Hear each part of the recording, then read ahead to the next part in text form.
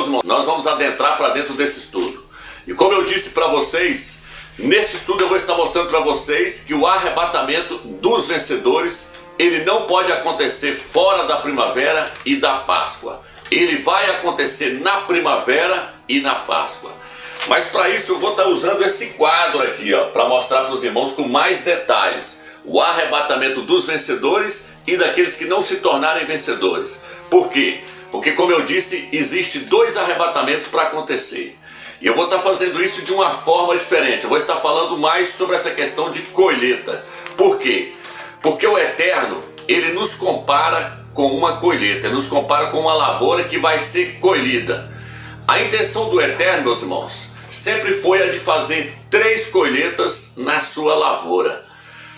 E o interessante é que uma colheita já aconteceu. Agora falta 2 colheitas para acontecer. Falta 2 arrebatamentos para acontecer. No vídeo anterior eu falei sobre 2 colheitas. Um vídeo que eu fiz aí, lancei aí no canal Atalaia Dial. Eu falei sobre 2 colheitas. Eu falei sobre 2 arrebatamentos. Um antes da tribulação e um depois da tribulação. Nesse vídeo eu vou estar mostrando a questão das 3 colheitas. Eu vou estar mostrando para os irmãos que uma das colheitas já foi feita. Agora só falta 2 colheitas. Uma antes da tribulação e uma depois da tribulação. Mas para isso eu vou ter que começar esse estudo da mesma forma que eu comecei o estudo anterior. Eu vou começar com 1 Coríntios capítulo 3, versículo 9. Ali o apóstolo Paulo, o apóstolo Shaul, ele mostra que o Eterno nos compara com uma lavoura. O que é que diz lá? 1 Coríntios capítulo 3, versículo 9 diz assim: vós sois a lavoura do Criador, a sua seara. Nós somos a seara, a lavoura do Eterno. 1 Coríntios capítulo 3, versículo 9. E a prova de que o Eterno nos compara com uma lavoura e que essa lavoura vai ser colhida está registrada em Apocalipse capítulo 14. Ali diz que um semelhante ao Filho do Homem foi visto sobre uma nuvem, e ele estava com uma foice na mão. E um anjo veio e gritou: mete a foice, porque a seara da terra está madura. E então ele meteu a foice e a seara da terra foi colhida, foi ceifada. Só estou mostrando para os irmãos que o Eterno nos compara com uma lavoura e que essa lavoura vai ser colhida. Ali está dizendo que o Filho do Homem, Yahushua, vai fazer uma colheita. Aquela colheita ali é a colheita daqueles que não subirem no primeiro arrebatamento. Aquela colheita ali é a última colheita. Ela vai ser feita no final da tribulação. Vou estar mostrando isso para os irmãos daqui a pouco dentro das Escrituras. Então, meus irmãos, o Eterno, ele tem uma lavoura. E essa lavoura, ela é colhida de 3 vezes. A primeira colheita já aconteceu. Agora falta 2 colheitas para acontecer. Então o que eu quero trazer para os irmãos? O que eu quero trazer para os irmãos é o seguinte: essa lavoura do Eterno tem 3 coisas nelas que são colhidas. E cada uma dessas coisas representam algo. A primeira coisa que é colhida na lavoura do Eterno é o linho. A segunda coisa é a cevada. A terceira coisa é o trigo. Essas 3 coisas são colhidas na lavoura do Eterno: o linho, a cevada e o trigo. O linho já foi colhido, meus irmãos. Por quê? Porque a colheita acontece na ordem. Cada colheita acontece em uma ordem. O linho já foi colhido. Agora falta colher a cevada e o trigo. Romeus, o linho representa o quê? O linho representa Yahushua, o nosso Salvador. No livro de Daniel, no livro de Ezequiel, capítulo 9, diz que o Eterno falou para um homem vestido de linho que trazia na sua roupa um estojo, que trazia na sua cintura um estojo. E com esse estojo ele saía marcando a testa daqueles que não seriam mortos em Jerusalém, aqueles que não estavam debaixo de idolatria. Esse homem vestido de linho é Yahushua. Só estou mostrando para os irmãos que o linho representa Yahushua. Por isso que no livro de Daniel, capítulo 10, versículo 5, e Daniel, capítulo 12, versículo 6, diz que Daniel viu um homem vestido de linho do outro lado do rio Eufrates. Aquele homem é Yahushua. É por isso que no livro de Apocalipse, capítulo 19, diz que os vencedores, quando eles estiverem voltando com Yahushua, eles vão estar vestidos de linho branco puríssimo. O linho branco representa a justiça de Yahushua. Lá fala a justiça, o ato de justiça dos santos. Porém, o ato de justiça dos santos, ele vem de Yahushua Mashiach. E Yahushua é o nosso linho. Então, meus irmãos, o linho é Yahushua. Agora a próxima colheita é a colheita da cevada. Depois vai acontecer a colheita do trigo. Ok, meus irmãos? E o linho, meus irmãos, ele era colhido e ele era moído. E depois ele era colocado para secar. Quem é que foi moído por nós? Yahushua Mashiach. No livro de Isaías 53 fala que ele foi moído por nós. Então, o linho ele era colhido e ele era moído e era colocado para secar para depois fazer o tecido. Então, Yahushua é a primeira colheita do Eterno. Essa colheita já aconteceu. Yahushua já veio, já voltou para o céu. Já aconteceu essa colheita. Agora, a próxima colheita que vai acontecer é qual, meus? A colheita da cevada. Depois, a colheita do trigo. Agora eu quero mostrar quando é que essas duas colheitas vai acontecer. Como é que eu vou mostrar isso para os irmãos? Eu vou mostrar para os irmãos que essas duas colheitas, elas vão acontecer cada uma em uma festa. O Eterno, meus irmãos, ele programou 3 festas para Israel cumprir elas. Muitos aí no YouTube falam muito de 7 festas. Fala da festa, fala da Páscoa, fala dos pães asmos, fala das primícias, fala de Pentecostes, fala da festa do tabernáculo, da festa das trombetas. Eles falam de 7 festas. O que eu vejo aí no YouTube é pessoas ensinando sobre 7 festas. Só que eu não quero falar sobre 7 festas. Por quê? Porque o Eterno não determinou para os judeus, para os Yaldins, cumprir 7 festas. O Eterno deu ordem para eles cumprirem só 3 festas. Está registrado aqui, ó. Êxodo 23, versículo 14 e 17, Deuteronômio 16 e 16. Eu não estou falando que não tem as outras festas, não. Os judeus até comemoram as outras festas. Só estou dizendo que o Eterno determinou o cumprimento só de 3 festas. Essas 3 festas é que tem que ser cumprida. Elas têm que cumprir ainda, porque tudo que está no Velho Testamento são figuras, são sombra das coisas que haveriam de vir. Então cada uma dessas festas, dessas 3 festas, representam algo que tem que se cumprir, meus irmãos. É isso que eu quero mostrar para os irmãos. Então não vai ter arrebatamento na festa de trombeta. Por quê, Romero? Porque o Eterno não determinou que a festa das trombetas tem que ser cumprida, não. O Eterno determinou que a festa que é para ser cumprida é a festa dos pães asmos, a festa das semanas, que muitos conhecem como Pentecoste, né? Outros como colheita, porque a tradução, a mais antiga, a palavra mais antiga não é nem Pentecoste e nem semanas, é colheita, a festa da colheita, porque aqui é a última colheita, é a colheita do trigo. E a festa das tendas, a festa do tabernáculo. Onde está escrito isso, Romeu? Deuteronômio 16, versículo 16, o Eterno falou: vocês vão cumprir 3 festas no ano. 3 festas no ano. Aí o Eterno pega e fala o nome delas: pães asmos, semanas e tendas. O que faz a festa dos pães asmos ter início? É a Páscoa, é o sacrifício da Páscoa. Se você pegar 1 Coríntios capítulo 5, versículo 6 em diante, o apóstolo Paulo fala assim, ó: Yahushua é o nosso cordeiro pascual. Portanto, não deixemos de celebrar a festa dos pães asmos. Paulo fala sobre a festa dos pães asmos e fala sobre o sacrifício da Páscoa. Por quê? Porque a festa dos pães asmos ela se inicia com o sacrifício da Páscoa no dia 14 para o dia 15 de Nissan. É o sacrifício da Páscoa, é no pôr do sol. Então o sacrifício da Páscoa dá início à festa dos pães asmos. Está entendendo, meus irmãos? Então, o que o Eterno determinou, meus irmãos?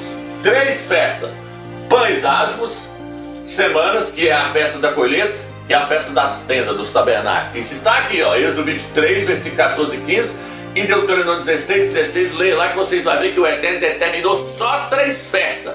Esquece esse negócio de 7 festas aí, que isso aí é só para trazer confusão. Por isso que tem muitas pessoas ensinando aí que o arrebatamento vai acontecer na festa das trombetas. Hoje eu vejo com clareza, não vai acontecer na festa das trombetas. O arrebatamento vai acontecer, os 2 arrebatamentos que faltam, as 2 colheitas que faltam agora, vai acontecer na festa dos pães asmos e na festa da semana, na festa da colheita, que para cumprir essas festas. Muitos pensam que a festa da semana, que é a festa de Pentecostes, já se cumpriu, porque o Eterno derramou o Espírito dele sobre o povo dele ali, a igreja, no dia de Pentecostes. Essa festa aqui ainda não cumpriu não, meu irmão, ela vai cumprir ainda.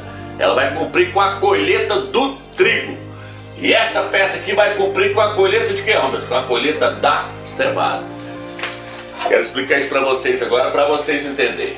Então veja bem, meus irmãos. O linho e a cevada eram colhidos na mesma estação, na estação da primavera, entre março e abril. Por isso que Alcha veio na primavera. Então era cumprido na estação da primavera. O linho era colhido, porém o linho era colhido primeiro do que a cevada. Agora o que vai acontecer? Agora vai acontecer a colheita da cevada. Romilson, a colheita da cevada acontece quando? Vou estar lendo para vocês aqui no livro de Levítico. Não vou ler todas as passagens não, só algumas principais para nós entender. Levítico 23, versículo 10 diz assim: diga aos israelitas, quando por fim entrarem na terra que eu lhes dou e fizerem a colheita, vós terão de levar ao sacerdote as primícias da sua colheita, e ele levará as primícias para a frente e para o Criador, a fim de que cada um de vocês sejam aceitos por ele.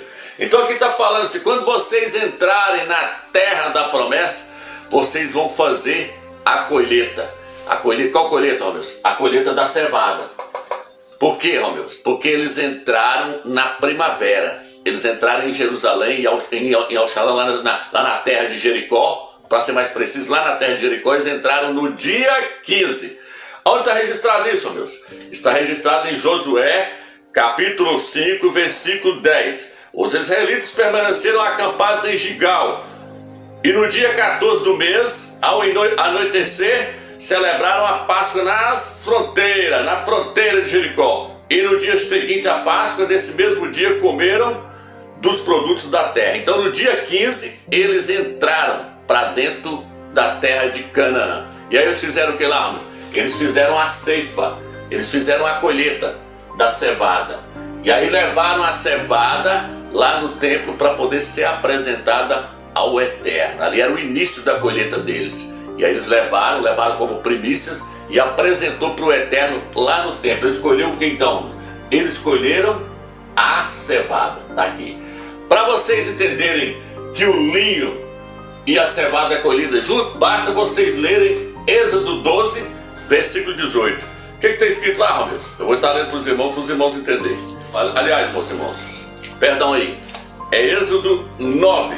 Êxodo 9, versículo 31 diz assim. Vou pegar o 30. 9, 30 e 31.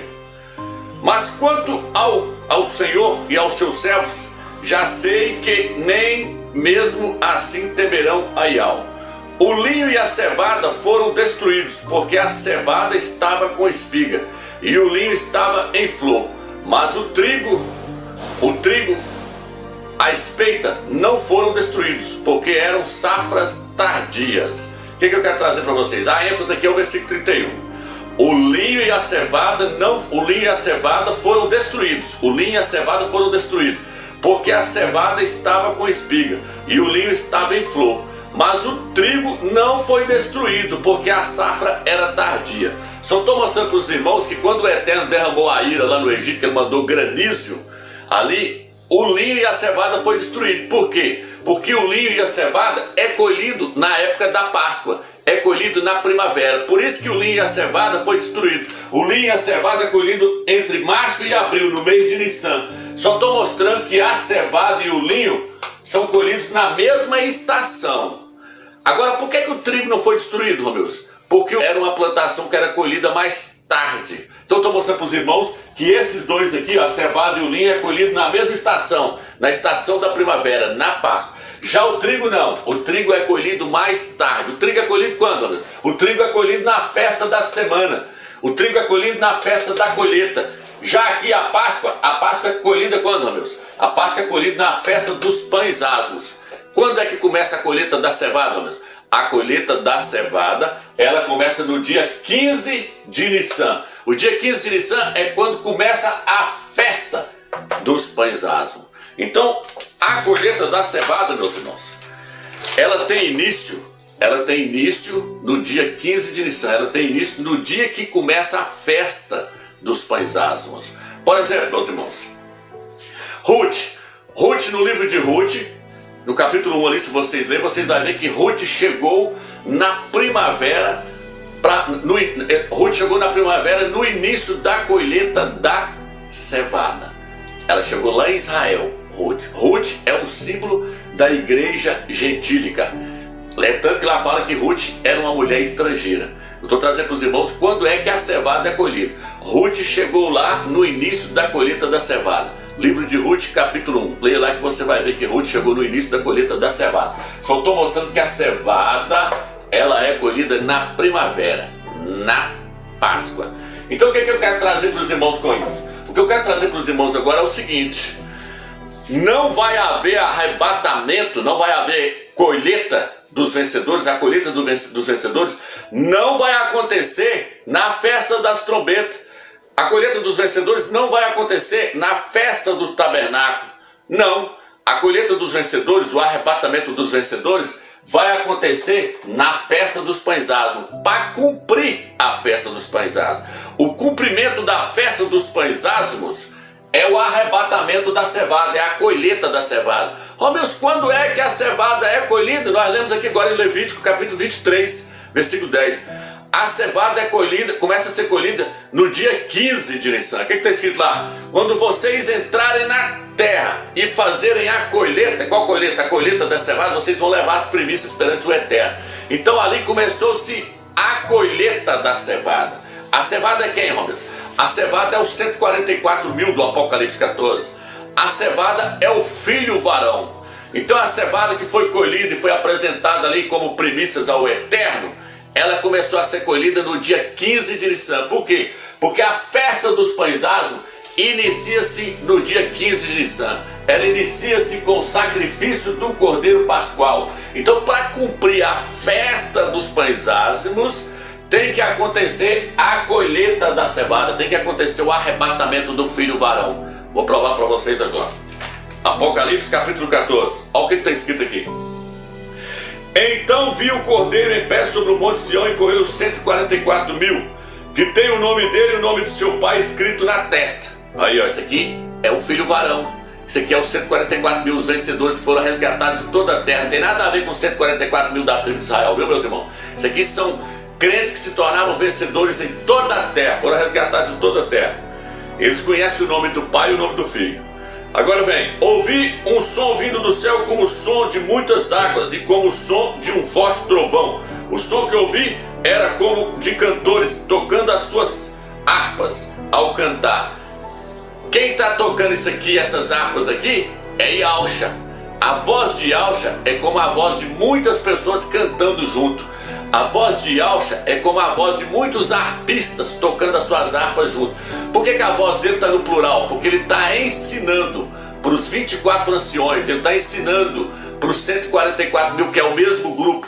As escrituras alternam, tem hora que ela fala 24 ancião e tem hora que ela fala 144 mil. Por quê? Porque é o mesmo grupo, ela alterna. Tanto faz falar 24 anciões como falar 144 mil, é o mesmo grupo. Agora, estava cantando, isso aqui é Yahusha, o que parecia ser um novo cântico diante do trono, diante dos 4 seres viventes e dos anciões. Aí, ó, e dos anciões. Agora ele vai alternar, agora ele vai falar 144 mil.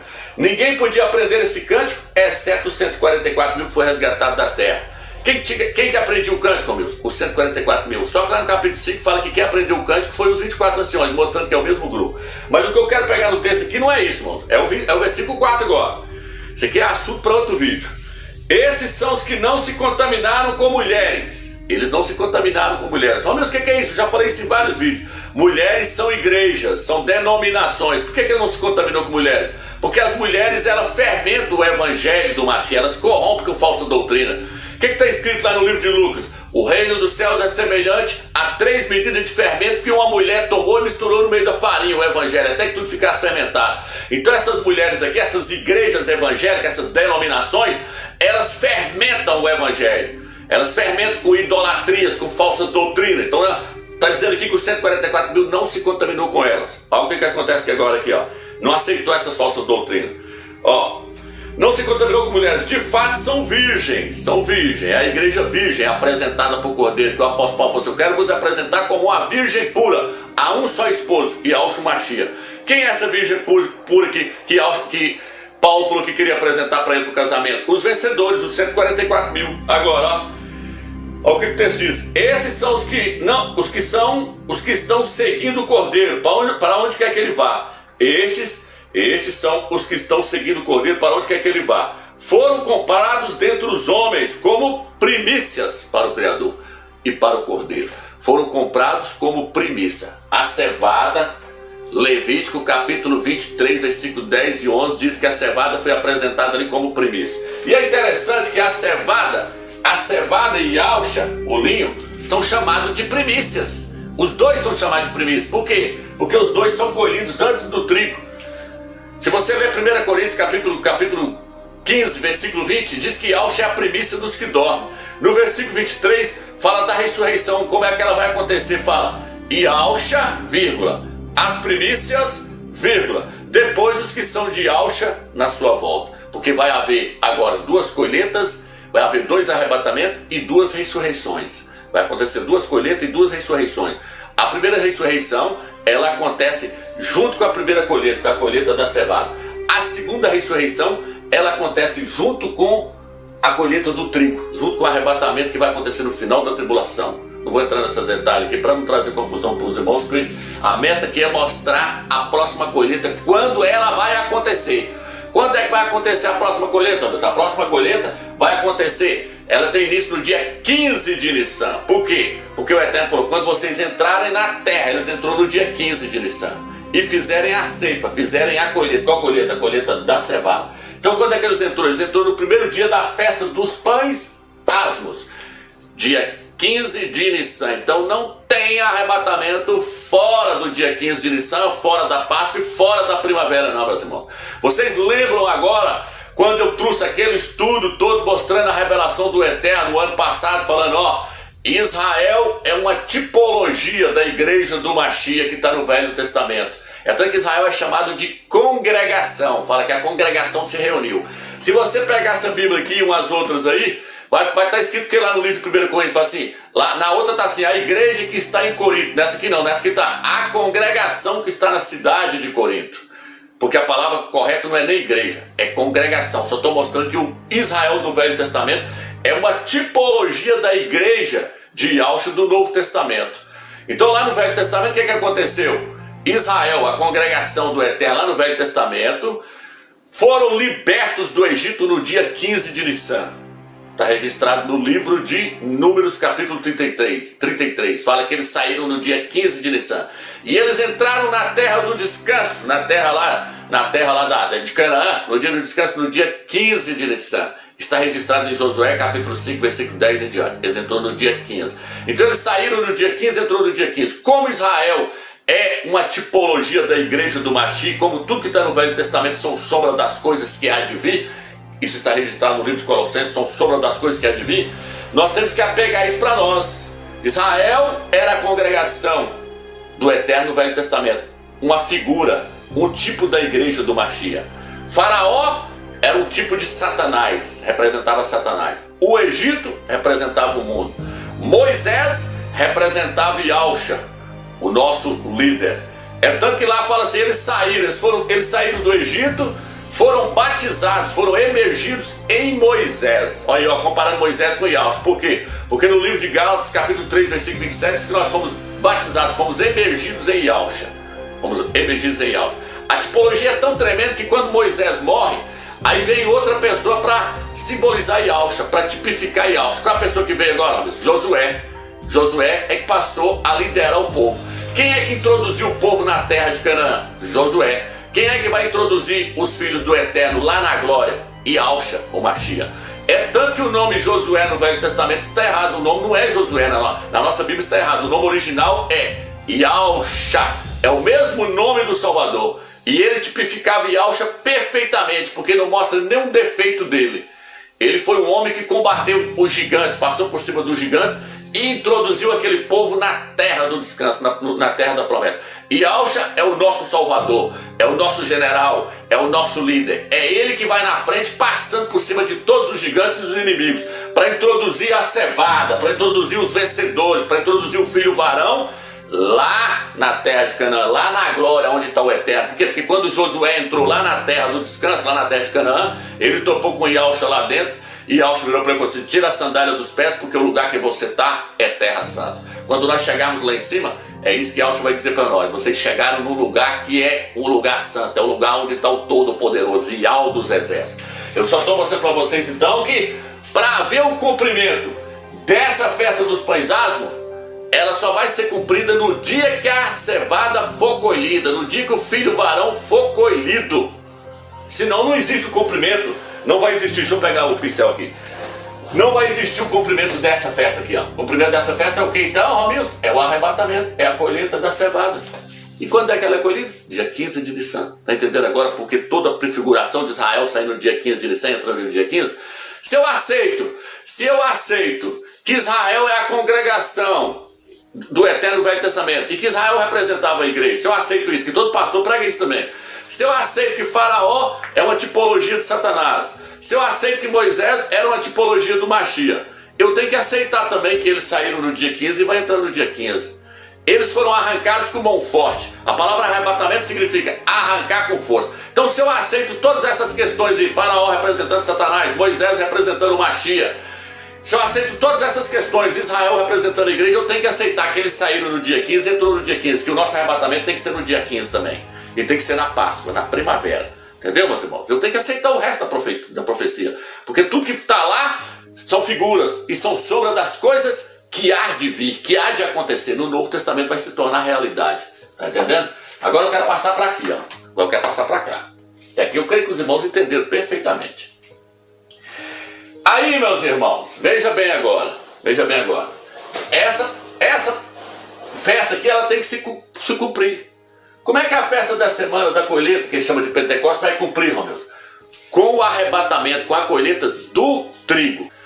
Então tá, aqui ó, veja bem, meus irmãos. Essa festa aqui, ela vai se cumprir com a colheita do trigo. Romeu, quem é o trigo? O trigo são os crentes que não vão estar maduros para ser arrebatado agora, na primavera, na Páscoa. Por que eu estou dizendo agora? Porque eu creio que vai ser nessa Páscoa agora. Eu creio que vai ser nessa Páscoa agora, porque Israel vai estar completando 73 anos. Daqui a pouco eu falo sobre isso, no final do estudo aqui.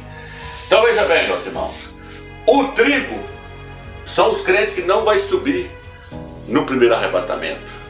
Eles vão ficar para amadurecer. Tanto que a casca do trigo é mais dura. Eles falam que o trigo para quebrar a casca deles, diz que tinha que levar numa máquina lá que chama tribulon. Ela chamava tribulon essa máquina. Tinha que levar o trigo lá para ele ser moído, porque a casca dele é mais dura. A casca da cevada ela é mais mole.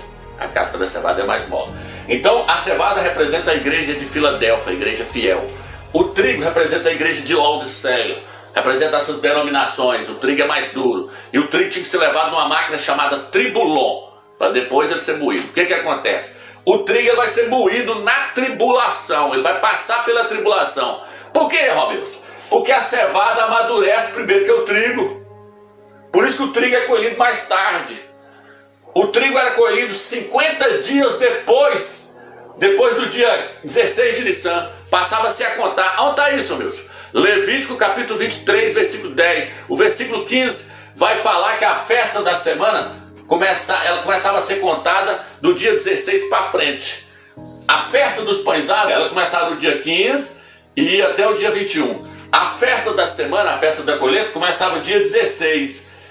E aí passava a contar-se 50 dias para frente. No final dos 50 dias era colhido o trigo. E quando o trigo era colhido, então o que acontecia, Romeus? Quando o trigo for colhido, o que vai acontecer, Romeus? Vai acontecer o cumprimento da festa da semana, da festa que é chamada festa de Pentecostes. O nome original é festa da colheita, é a grande colheita. A cevada era uma pequena colheita que fazia. Mas o trigo não, o trigo é uma grande colheita. Por quê? Porque o arrebatamento, a colheita da cevada, vai ser só um pequeno número que vai subir no primeiro arrebatamento. Por isso que a cevada é menos. A cevada ela era mais nutriente, porém ela tinha menos valor do que o trigo. Onde está isso, meus? Apocalipse capítulo 6, versículo 6. 3 medidas de cevada por 1 denário. E uma medida de trigo por 1 denário. Mostrando que o trigo tinha mais valor. O trigo, na verdade, ele tem mais valor aqui na terra. Quem tem valor é a igreja de Laodiceia. A igreja de Filadélfia não tem valor nenhum. Por quê? Porque A igreja de Laodiceia, ela é representada pela cevada. Só que a cevada era mais nutriente. E a cevada, ela pode não ter valor para as pessoas, mas para o eterno ela tem um grande valor. A igreja de Filadélfia, ela pode não ter valor no mundo aqui, mas para o eterno ela tem um grande valor. Por isso que Auschwitz falou, vocês têm pouca força. Mas para quem que ele falou que é o arrebatamento? Para ela, ele falou, porque guardasse a minha palavra da perseverança, eu também te guardarei da hora da tribulação que há de vir sobre o mundo inteiro. Então Yahushua vai tirar a cevada, Yahushua vai tirar a igreja de Filadélfia antes de iniciar a tribulação. E ele vai deixar a igreja de Laodiceia, vai deixar o trigo para ser colhido no final da tribulação.